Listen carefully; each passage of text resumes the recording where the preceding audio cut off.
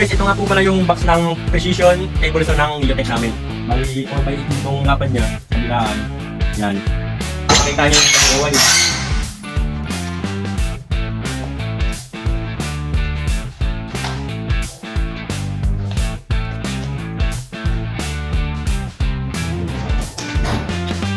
So ayan guys, yung kanyang laman.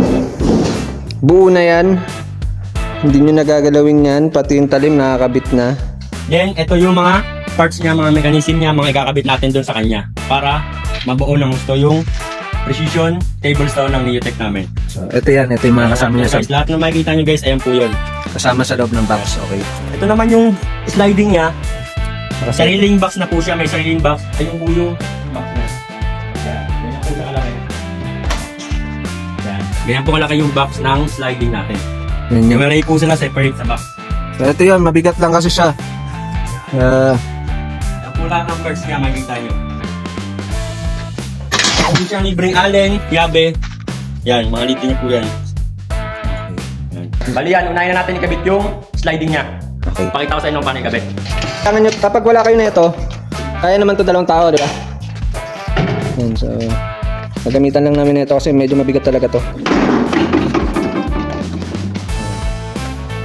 Pero kaya naman siya ng dalawang tao.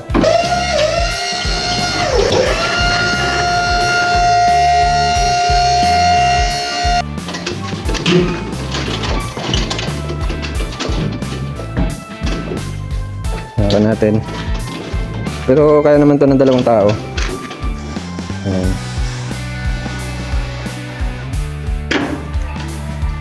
Bali, ito po yung mga tornilyo ng jet thrower natin, ang natin, sliding natin ito. Yan. May washer, may lock washer, then may malaking washer na nasadya. Kung natin lagyan yung nandito sa unahan. Yan. Meron niyang ano eh.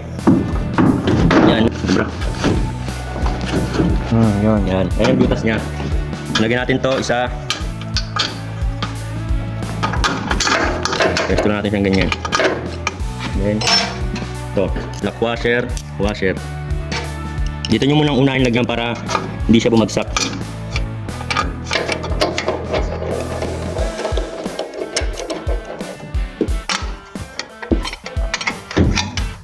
Dahil kapag yung i-align nyo siya, kasi ito po, itong tornilyo na to, ito na po yung pinaka-guide niya. Kailangan po sagad din po yung kabila, parang ganito, bago natin siya higpitan. Ayan. Pag natin higpitan maayos para malaro-laro natin. Okay. Then, punta naman tayo sa dulo, kabila, bago yung gitna.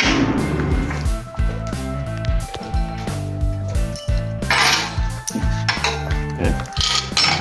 Ito na, no, kung mapapansin nyo, kailangan ganyan lang din po siya. Ayan.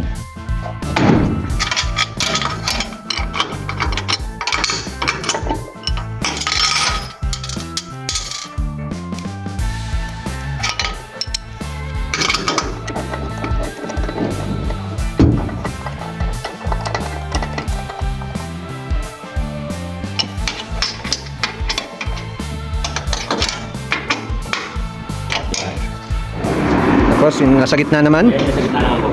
Ayan. Ayan. Same process lang. Kagaya sa una, pangalawa.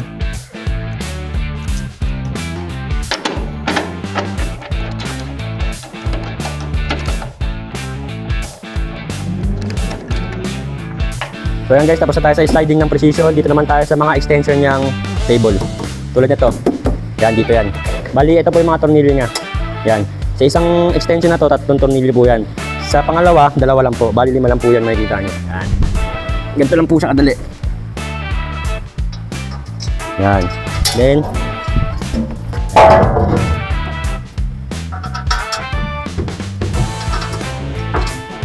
pag nakabit nyo na isa, hindi na yung nahihirapan kasi meron na siyang ano. Yan.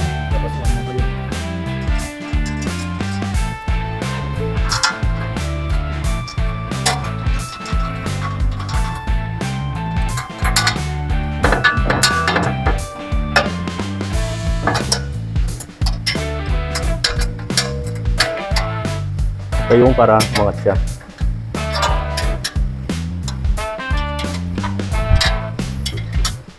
Yan. Ito naman yung isang side niya. Extension ng table. Dito po siya nakalagay. Yan.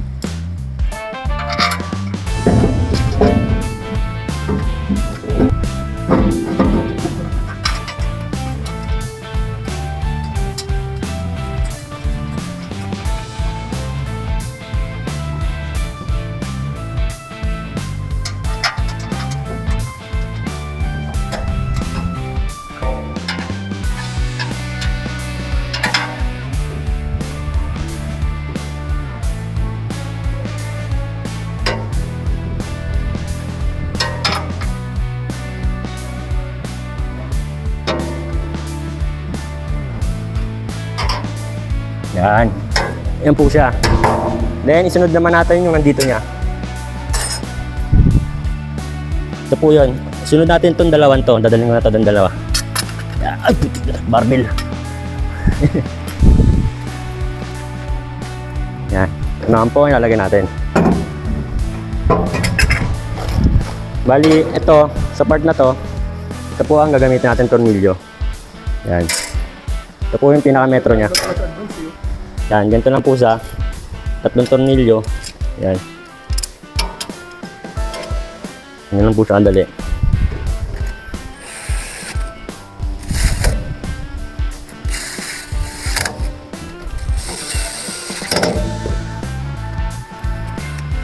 Yan po siya. Then, ito naman, dito po yan. So, tanggalin na natin sa ibabaw, isa. Isang nut. Yan din dito, isang nut. Yan. Then, sasalpak lang po natin siya sa mga butas. Yan. Then, lagyan natin tong nut and washer. Yan. Babayad mo sa pagpapabili mo. Kasi napakasimple lang pala. Then, may libre nga siyang yabe. Ito po yung yabe na libre. Yan po yung panghigpit natin.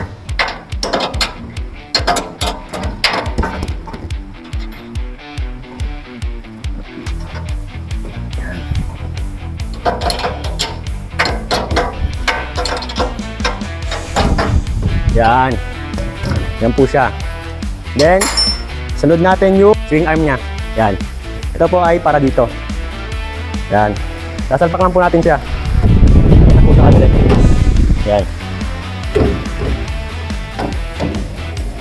Yan po. Then, sunod naman natin yung pinaka-sliding niya. Ito. Naman po. Bali, para hindi kayo mahirapan, kung makikita nyo po yung butas na yan, ito. Ipapasok lang po natin dito. Yan. Para hindi tayo mahirapan maglagay niyan dito. Sliding lang po siya, ganyan. Yan. Pasok lang po siya dyan. Isa. Tapos yung isa rin po. Dalawa. Then, papantay lang po natin dito yung dulo. Yan. Bago natin siya igpitan. Yan po. Pwede rin namang hindi na ganyan lang para sa yung pinaka stopper niya. Malagay natin. Yan, yan po siya. Kahit mga ganyang gap lang po para mailagay po natin to. Yan. Ito po yung ano niya.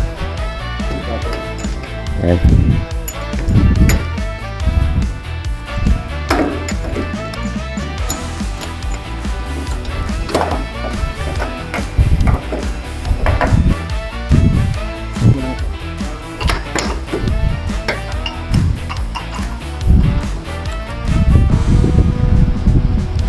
Yan. I-adjust na lang po para baba. Yan, pero para dyan po siya. Yan.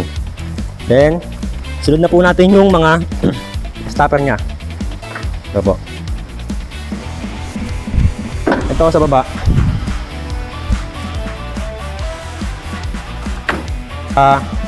Panukat niya, stopper niya, yan po yun.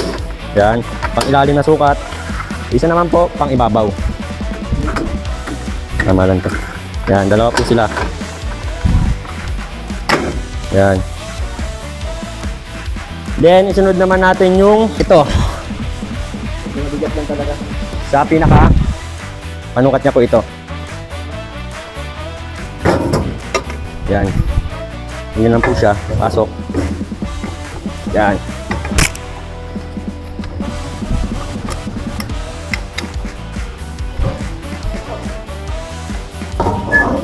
po siya. Then lock. Yung pares niya ay ito. Para po dito. Yan. Paano siya ikabit? Ito po luwag niya. Yan. Tapos sliding din po siya. Yan. Pantay lang po dito. Yan. Tapos lock. Yan. Yan po siya. Then, yung alalay ng board. Pag malahaba, ayan, ito natin. Ayan. Bali, may nut din po yan. Pinag-pwesto niya naman ay dito. Yan po ang pwesto niya. Yan po.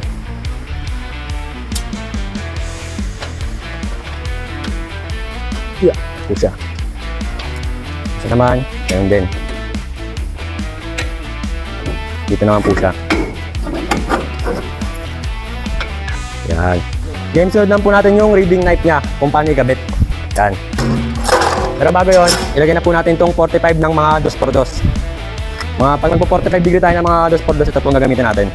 Bali, ganyan lang po siya. Yan, slide lang din po.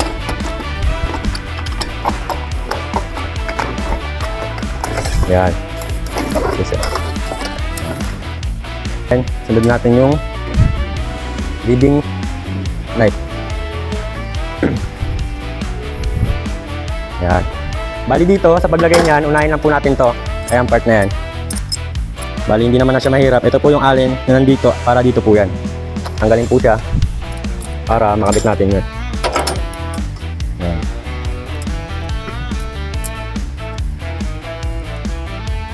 One. Two. Then, ito naman yung pinaka-ikakabit natin. Yan.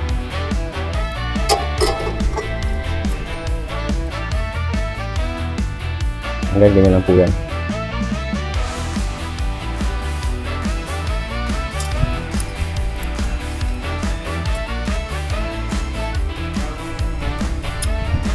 Yan. Then, ito naman yung paglalagyan nito. Yan guys, mapapansin nyo may ganyan para dito po yan. Yan. Yung sa loob po siya nakalagay para pantay siya sa blade.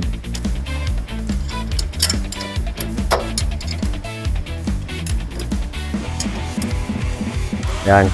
Then, ito naman po. Yan, may nut din siya, may allen din siya na bolt. Dito naman po siya. Yan.